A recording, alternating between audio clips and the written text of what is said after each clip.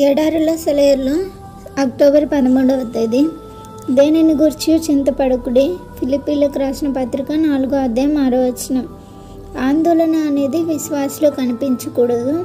మన కష్టాలు, బాధలు అనేక రకాలుగా మన మీదకు రావచ్చు, కానీ ఎట్టి పరిస్థితుల్లోనూ ఆందోళన ఉండకూడదు. ఎందుకంటే సర్వశక్తిమంతుడైన తండ్రి మనకున్నాడు.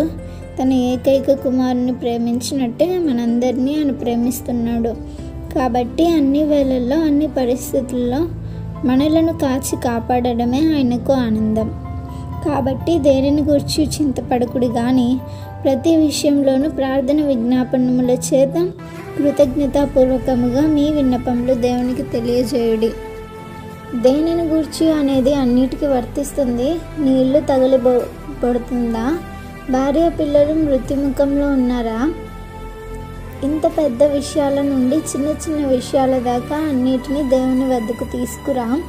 ఎంత అల్పమైన విషయాలైనా సరే, ఏదైనా సరే పర్వాలేదు. రోజంతా మన పరిశుద్ధ జనకునితోనూ యేసు ప్రభుతోనూ సహవాసంలో ఉండాలి.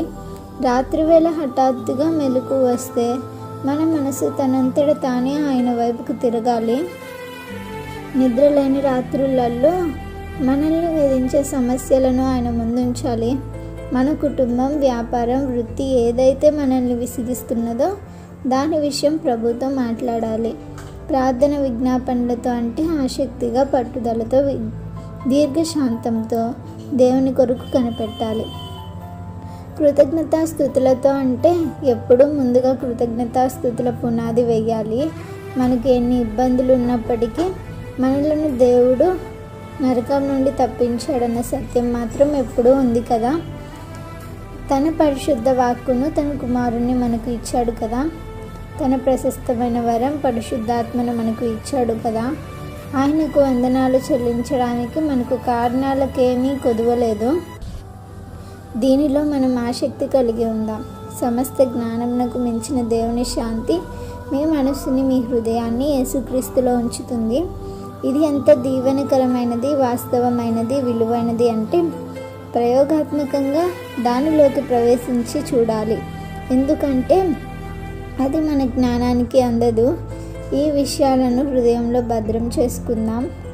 మనం ఆత్మలో నడవడం అలవాటు చేసుకుంటే తత్ఫలితంగా ఆయనకు గొప్ప మహిమను ఆపాదించే వాళ్ళం అవుతాం. రోజుకు 2-3 సార్లు నీ హృదయం ఏదైనా విషయం గురించి దిగులుగా ఉందేమో పరీక్షించి చూసుకోవాలి. అలా ఉన్నది తెలిసినట్టయితే దానిలో తిరిగి ప్రశాంతత నెలకొనేలా చూసుకోవాలి. Praise the lord.